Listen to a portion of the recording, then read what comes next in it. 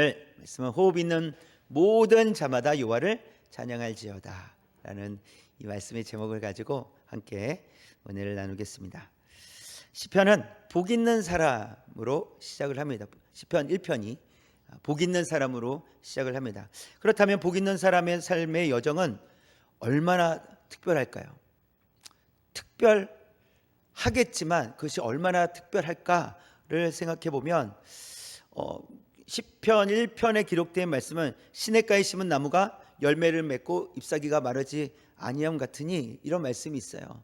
그러면 이 그리스도인들의 삶이 항상 이게 풍성하고, 그렇죠? 마르지 않는 그런 샘물과 같은 그런 삶이어야 하는데, 그렇다고 꼭 특별한 삶만 있는 것은 아니라는 거예요. 우리가 살아갈 때 그렇지 않은 삶도 우리가 마주하게 된다는 것입니다. 그래서 시편에 기록된 내용들을 보면 이 시편 1편부터 150편까지의 이 내용들을 보면 탄식, 눈물, 통곡, 좌절될 꿈, 대적들이 죽이려고 하는 그런 일들을 시편에 기록을 하고 있습니다. 그러니까 복 있는 자들은 뭔가 특별한 삶일 것 같은데 또 그렇지 않다는 것도 보여주고 있다는 것이죠. 그럼에도 불구하고 복 있는 사람은 살아가는 이유, 이 땅에서 살아가는 이유와 삶의 방향이 특별하다는 사실입니다.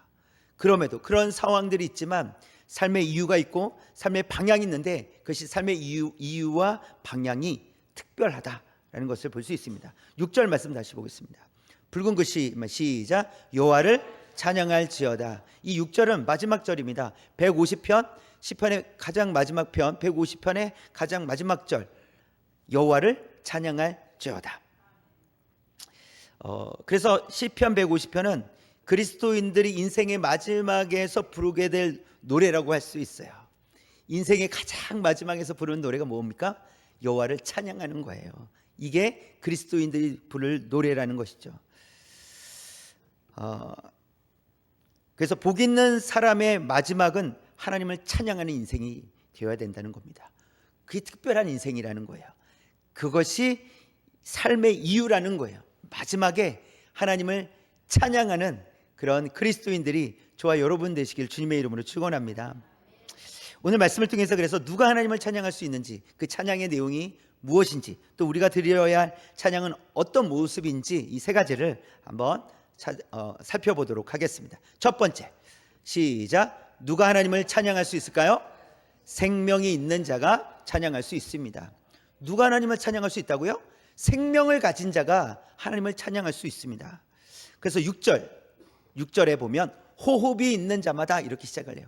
호흡이 있는 자마다. 이 호흡이 있는 자라는 것은 생명을 얻은 사람들을 의미하는 거예요. 생명이 있는 자들. 그렇다면 성경에서는 누가 생명이 있다라고 말할까요? 거듭난 사람들, 구원을 얻은 사람들을 생명이 있다라고 말씀합니다. 그러니까 거듭난 사람들, 구원을 얻은 사람들은 예수 그리스도의 보혈의 피로 말미암아 생명을 얻은 자들이라는 거예요. 오직 예수 그리스도를 통해서 구원을 얻은 자들, 그들에게 생명이 있다라고 말씀하고 있습니다. 사실 그전에는 도저히 하나님을 찬양할 수 없는 상태에 있었습니다. 왜냐하면 생명이 없었기 때문에. 생명이 없으면 하나님을 찬양할 수 없다라는 거예요. 그래서 로마서 3장 23절에 모든 사람이 죄를 범하였음에 하나님의 영광에 이르지 못하더니, 이렇게 되어 있어요. 모든 사람이 죄를 범하였고 하나님의 영광에 이르지 못했다. 하나님을 찬양할 수도 없고 하나님 앞에 나아갈 수도 없고 하나님께 뭔가를 물어볼 수도 없는, 하나님께 나아갈 수 없는 그런 자들이었다라는 것이죠. 그때에는 사단에게 종노릇 하던 때였습니다. 하나님을 몰랐고 하나님께 갈 수도 없는, 도움을 청할 수도 없는 그럴 때였다라는 거예요. 그러니 찬양할 수 없다라는 거죠. 죽어 있기 때문에 찬양할 수 없었다라는 것을 보여줍니다. 그러나 예수 그리스도로 말미암아 새 생명을 얻어서 새 노래로 찬양할 수 있게 되었다라는 거예요. 그래서 그냥 일반적으로 찬양하게 되었다는 것이 아니라 새 노래로 찬양하게 되었다라고 해요. 그러면 왜 새 노래일까요? 그동안 한 번도 불러보지 못한 노래이기 때문에 새 노래라는 거예요. 왜 한 번도 불러보지 못했습니까? 죽어 있었기 때문에 한 번도 하나님을 찬양하는 노래를 불러본 적이 없거든요. 생명을 얻었기 때문에 하나님께서 우리의 구원자 되심을 노래하기 시작했어요. 그것이 새 노래라는 거예요. 새 생명을 가지고 부르는 노래가 새 노래라는 거예요. 그렇다면 이 새 노래는 누구만 부를 수 있어요? 생명을 얻은 성도들만이 새 노래를 부를 수 있다라는 것입니다. 이건 단지 똑같은 악보를 보면서 부르는 찬양을 새 노래라고 하지 않는 거예요. 살아난 사람, 생명이 있는 사람, 하나님이 어떤 분이신지 아는 사람에서 마음을 담아서 그 하나님을 찬양하는 거예요. 그것이 새 노래다라는 것을 성경은 말씀해 주고 있어요. 하나님을 찬양하는 것은 그래서 그리스도인으로서 가장 우선순위가 되었습니다. 그 이유를 에베소서 1장에서 말씀해 주고 있는데요. 에베소서 1장 6절, 12절, 14절 한 절씩 보도록 하겠습니다. 6절 먼저 시작. 이는 그가 사랑하시는 자 안에서 우리에게 거저 주시는 바 그의 은혜의 영광을 찬송하게 하려는 것이다. 그의 은혜의 영광을 찬송하게 하려는 것이라 이렇게 말씀하세요. 12절 붉은 것이 파란 것이 시작. 그의 영광이 찬송이 되게 하려 하십니다. 그의 영광의 찬송이 되게 하려 하십니다. 동일하게 말씀하고 있어요. 6절과 동일하죠. 또 한번 볼까요? 14절 붉은 것이 파란 것이 시작. 그의 영광을 찬송하게 하려 하심이라. 그의 영광을 찬송하게 하려 하심이라. 그러니까 지금 계속해서 반복되고 있는 것이 무엇이냐면 찬양할 수 있도록 만들겠다라는 거예요. 찬양하는 자가 되도록 하시겠다, 그렇게 만드시겠다라는 거예요. 즉 하나님께서는 새 생명을 얻은 성도를 통해서 하나님의 제일 되는 목적대로 사용하시겠다 이렇게 말씀하시는 거예요. 그러면 사람의 제일 되는 목적이 무엇일까? 이건 웨스트민스터 소요리 문답에 있어요. 첫 번째 문제예요. 첫 번째 문답이에요. 같이 한번 읽어볼까요? 시작. 사람의 제일 되는 목적은 무엇입니까? 사람의 제일 되는 목적은 하나님을 영화롭게 하는 것과 그를 영원토록 즐거워하는 것입니다. 인간이 이 땅에 왜 존재합니까? 하나님을 영화롭게 하기 위해서, 영원토록 하나님 앞에 즐거워하기 위해서 하나님께서 창조하셨다는 거예요. 사람을 만드셨다는 거예요. 그래서 하나님을 영원토록 찬양할 수 있도록 하나님께서 우리를 새롭게 하셨다, 우리에게 생명 주셨다라는 것을 말씀해 주고 있습니다. 이것을 이 질문을 좀 더 쉽게 질문을 바꾸면 여러분은 무엇을 위해 살아가고 왜 살아가십니까? 라는 질문이 되는 거예요. 여러분 무엇을 위해 살아가십니까? 왜 살아가십니까? 그것을 고린도전서 10장 31절에서 대답을 해주고 있어요. 한번 볼까요? 시작. 그런즉 너희가 먹든지 마시든지 무엇을 하든지 다 하나님의 영광을 위하여 하라. 성도가 무엇을 하든지 부르게 될 노래의 주제가 있어요. 하나님의 영광이라는 거예요. 이게 성도가 부를 노래의 주제라는 거예요. 하나님의 영광을 위해서 노래하는 거예요. 먹든지 마시든지 무슨 일을 하든지 어떤 일을 하든지 부르는 노래의 주제가 무엇이라고요? 하나님의 영광이라는 거예요. 하나님을 높여드리는 거예요. 이것이 성도가 부르는 노래다라는 것을 말씀해 주고 있습니다. 그래서 성도는 하나님의 영광을 위해서, 하나님의 영광을 위하여 하나님께서 하신 일, 또 하나님께서 계획하신 일이 무엇인지를 알기를 힘써야 돼요. 그래야 하나님의 높고 위대하심을 찬양할 수 있어요. 하나님 하신 일을 우리가 찬양할 수 있게 된다는 거예요. 근데 하나님의 뜻을 모르면, 하나님께서 하신 일들을 알지 못하면 찬양할 내용이 없어요. 찬양할 내용이. 그렇기 때문에 하나님은 어떤 분이신지, 어떤 계획을 갖고 계신지 말씀을 통해서 하나님께서 우리에게 가르쳐 주신 그 말씀을 깨달을 때 우리는 더욱 하나님을 찬양하게 될 줄 믿습니다. 하나님께서 저와 여러분을 자녀로 삼아 생명을 주셨으니 우리의 삶으로 부르는 노래를 통해서 하나님을 드러내시는, 하나님께 영광이 되는 저와 여러분의 삶이 되시길 주님의 이름으로 축원합니다. 두 번째인데요. 같이 한번 읽겠습니다. 찬양의 내용은 무엇일까요? 위대하신 하나님을 찬양하는 것입니다. 이게 찬양의 내용이에요. 위대하신 하나님을 찬양하는 거예요. 2절 볼까요? 2절 시작. 그의 능하신 행동을 찬양하며 그의 지극히 위대하심을 따라 찬양할지어다. 그래서 두 단어가 나오죠. 능하신, 또 위대하심이라는 단어가 나옵니다. 사실 우리는 하나님의 높고 위대하심, 그 힘이 얼마나 강하신지 우리는 모두 다 헤아릴 수가 없습니다. 그러나 하나님의 높고 위대하심을 찬양할 수 없다라는 것은 아닙니다. 우리가 다 알지 못해도 우리가 찬양할 수 있다라는 거예요. 지금 시편의 저자는 그것을 지금 찬양하고 있는 거예요. 측량할 수 없는 하나님의 높고 그 하나님의 힘과 높고 위대하심을 이 시편의 저자는 찬양하고 있다라는 거예요. 하나님 높으십니다. 하나님 위대하십니다. 측량할 수 없는 그 위대하신 하나님을 찬양합니다. 높여드립니다. 라고 고백하고 있다라는 거예요. 이것은 단지 노래한다라기보다는 이것을 신앙 고백이라고 우리는 여겨야 돼요. 왜냐하면 그 하나님께서 나의 하나님 되어주신다는 그 믿음의 고백이거든요. 그렇다는 것은 하나님이 높고 위대하시고 하나님을 막을 자가 없다라고 고백하면서도 우리가 근심한다. 그렇다면 우리의 이 고백은 문제가 있는 고백이라는 거예요. 물론 우리는 연약해서 우리가 그렇게 고백하고 하나님의 위대하심을 찬양해도 우리는 때로는 겁을 먹고 우리는 두려워할 때가 있어요. 그럼에도 불구하고 기억해야 될 것은 우리는 그런 존재이지만 하나님은 높고 위대하신 하나님, 아무도 막을 수 없는 위대하신 하나님이시라는 것을 우리가 기억해야 된다는 것입니다. 기드온 하면 몇 명이 생각이 나십니까? 네, 300명이 생각이 나시죠. 기드온 하면 300명의 용사가 생각이 나잖아요. 근데 이 300명이 대단한 것처럼 보이지만 그렇지 않습니다. 이 300명이 대단했던 것이 아니에요. 미디안 군대 13만 5천 명을 무찌를 때 이 300명이 무찌른 것이 아니라 하나님께서 일하셨다라는 거예요. 사사기 7장 22절에 기록을 하고 있어요. 제가 읽어드릴게요. 여호와께서 그 온 진영에서 친구끼리 칼로 치게 하심으로 적군이 도망하여, 이렇게 돼 있어요. 그러니까 여호와께서 온 진영에서 그들로 하여금 서로 치게 만들었다는 거예요. 13만 5천 명이 서로가 적군인 줄 알고 그러다가 그들이 자기들의 칼에 죽게 되는 거예요. 누가 하셨습니까? 하나님께서 하셨다는 거예요.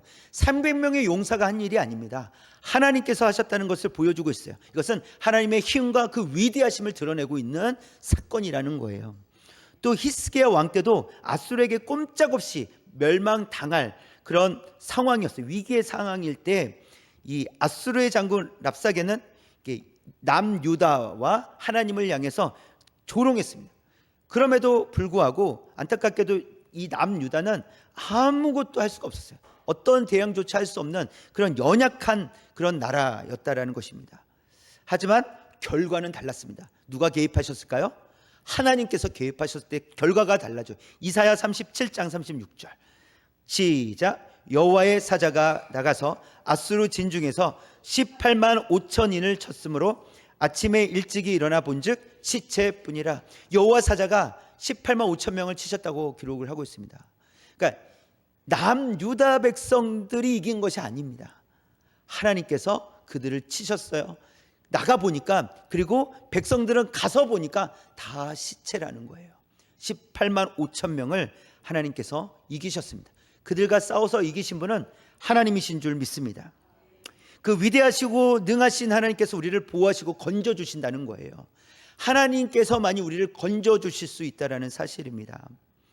마태복음 26장 53절 한번 보겠습니다. 시작. 너는 내가 내 아버지께 구하여 지금 12군단 더 되는 천사를 보내시게 할 수 없는 줄로 아느냐. 누가 말씀하신 겁니까?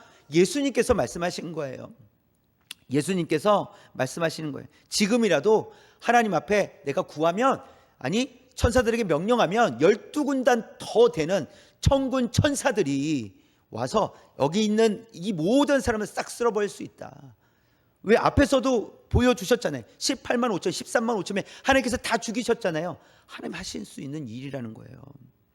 그러나 예수님께서 그냥 붙잡히셨어요. 그런 힘을 갖고 계시는 예수님께서 붙잡히셨어요. 그래서 예수님은 힘이 없어서 붙잡히신 분이 아니시라고 말씀하세요. 예수님은 12군단으로도 할 수 없는 일을 하시기 위해서 일부러 붙잡히셨다는 거예요. 천사로는 할 수 없는 일이에요. 군사들로는 할 수 없는 일을 예수님께서 하시기 위해서 예수님께서 붙잡히신 거예요. 그 일이 무엇입니까? 저와 여러분을 죄와 사망으로부터 건져주신 일이에요. 천사는 그 일을 할 수 없습니다. 대군은 그 일을 할 수 없어요. 오직 예수 그리스도만이 그 일을 하실 수 있다는 거예요. 그래서 예수님은 충분히 힘을 가지고 계셨음에도 불구하고 우리를 건져주시기 위해서 고난의 길을 택하여 가셨다라는 사실입니다. 이것이 하나님께서 우리에게 베풀어 주신 은혜요, 예수님을 통해서 우리에게 베풀어 주신 은혜라는 거예요. 우리를 보호하신다는 거예요. 우리를 죄와 사망으로부터 건져주신 하나님, 우리를 지키시고 보호하신 하나님, 그 하나님이 우리 하나님 되시는 줄 믿습니다. 우리가 찬양할 때 결코 그래서 빠질 수 없는 내용이 있어야 돼요. 그럼 무엇입니까? 나를 죄와 사망으로부터 건져주신 구원의 하나님을 우리가 노래해야 된다는 거예요. 우리가 구원의 하나님을 노래해야 되는 거예요. 날마다 입술을 열어 저를 구원해 주신 하나님, 저를 자녀 삼아 주신 하나님, 주님께 감사드립니다 라고 선포하고 하나님께 고백하며 나아갈 수 있는 우리 성도들이 되어야 된다는 것입니다.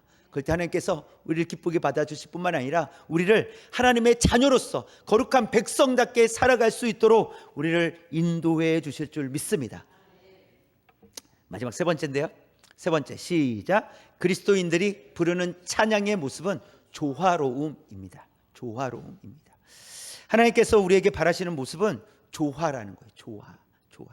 3절에서 5절, 오늘 말씀 3절에서 5절 보시면 악기들이 나와요. 붉은 글씨로 되어 있어요. 한번 그냥 악기들만, 붉은 글씨만, 시작. 나팔, 비파, 수금, 소고, 춤추어, 현악, 퉁소, 큰 소리 나는 재금, 높은 소리 나는 재금으로 찬양할지어다, 이렇게 되어 있어요. 여러 가지 악기들을 이렇게 말씀하고 있어요. 그냥 한번 참고로 제가 사진을 좀 보여드릴게요. 나팔, 저런 이 양각 나팔이 양의 뿔로 만든 양각 나팔, 또 비파, 저는 현악, 비파, 또 수금, 하프 같은 거 있죠, 우리가 아는 그런 거, 수금, 또 소고, 탬버린이랑 비슷하더라고요. 소고, 이렇게 손바닥으로 치는 거, 이렇게. 그 다음에 퉁소, 피리, 그 다음에 재금, 이렇게 쨍 치는 거, 이런 게 이제 재금입니다. 여러 가지 악기를 사용해서 하는 연주를 오케스트라 이렇게 얘기해요. 그렇죠? 오케스트라, 여러 가지. 그래서 오늘 말씀은 여러 가지 악기로 하나님을 찬양하는 것을 표현하고 있어요. 다양한 악기들로, 각기 소리가 다 다른 악기들로 지금 하나님을 찬양하고 있어요. 한번 그 그림이 어떤 그림인지 볼까요? 이렇게, 그렇죠? 성가대잖아요, 그렇죠? 성가대, 하나님을. 근데 목소리도 나오고 악기들도 나옵니다. 이것인데 소리가 아름답게 들리려면 어떻게 해야 돼요? 조화가 필요하다는 거예요. 조화. 그렇죠? 이 드럼 소리가 여러분 듣기에 편하십니까? 쟁거리고 쿵거리고 이런 것들이 드럼 소리가. 그런데 이게 그냥 드럼만 콩 치면 그렇게 아름다운 소리가 들리지 않아요. 그런데 악기와 악기들이 합쳐지면 이 드럼 소리가 훌륭한 소리가 된다는 거예요. 아름다운 소리가 될 수 있다라는 것이죠. 그래서 각기 자기만의 독특한 소리를 내지만 소리가 함께 어우러질 때 아름다운 소리를 만들어내는 거예요. 이것을 하모니, 또 조화, 이렇게 얘기해요. 그렇죠? 조화로움이라고 얘기합니다. 여러분, 그래서 그리스도인들이 부르는 찬양은 조화가 필요한 거예요. 그리스도인들이 불러야 될 찬양은 조화가 있어야 되는 거예요. 그런데 여기서 말하는 조화라는 것은 단지 입에서 나오는 음악적인 소리를 얘기하는 것이 아니에요. 그런 걸 조화라고 얘기하지 않고 그리스도인의 삶에서 조화를 이루어내야 된다는 거예요. 그리스도인의 삶 속에서 조화롭게 살아내야 된다는 거예요. 이것을 하나님께서 원하신다는 사실입니다. 그래서 그리스도인들이 부르는 찬양은요 좀 독특합니다. 저렇게 이 그림을 보면 한 곳에서 모여서 부르잖아요. 이게 딱 있고 앞에도 부르고 옆에도 있고 이렇게 하잖아요. 그렇죠? 그런데 그리스도인이 부르는 노래는 좀 달라요. 열방이 다 흩어져 있어요. 함께 만날 수가 없습니다. 하나님의 자녀들은 열방이 흩어져 있어요. 그래서 각자 소리를 내고 있다고요. 사는 곳도 다르고 직장도 다르고 취미도 다르고 먹는 것도, 좋아하는 음식도 다르고 좋아하는 음악도 다르고 관심사도 다 달라요. 같은 게 없어요. 그리고 흩어져 있습니다. 열방이 흩어져 있고 한 번도 평생 만나지 못하고 우리는 이 땅에서 죽는, 그러니까 한 번도 만나지 못할 사람들이 수두룩하단 말이에요. 그런데 어떻게 조화를 이루어낼 수 있죠? 이게 중요하겠죠. 그럼에도 불구하고 조화를 이루어내야 된다는 사실이에요. 그래서 우선은 첫 번째는 조화되기 위해서는 자기가 하고 싶은 대로 하면 안 됩니다. 그렇죠? 내가 소리를 내고 싶을 때 내면 안 돼요. 그렇죠? 정해진 게 있어요. 순서도 있고 파트도 있어요. 그렇죠? 테너 파트, 알토 파트, 그렇죠? 소프라노 파트, 그렇죠? 베이스 파트가 있다고요. 소리를 내야 될 때가 있어요. 그리고 악보상에 지금은 쉬고 지금은 내고 이런 내야 될 때가 있고 멈춰야 될 때가 있단 말이에요. 근데 내 마음대로 소리를 내기 시작하면 어떻게 되겠습니까?